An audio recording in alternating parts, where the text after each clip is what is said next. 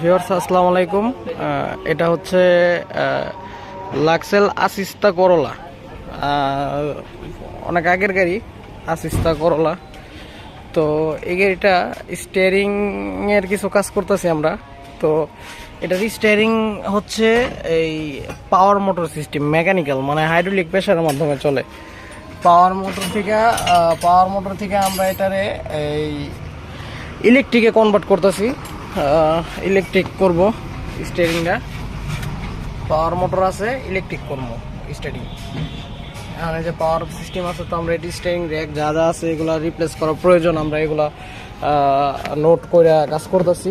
তো এটার ওয়ারিং হার্নেসের ভিতরে ওয়ারিং হার্নেসের অবস্থা খুবই খারাপ অবস্থা। এই যে তো আমরা এই যে ওয়ারিং এর অবস্থা খুবই খারাপ দেখতে পাচ্ছেন।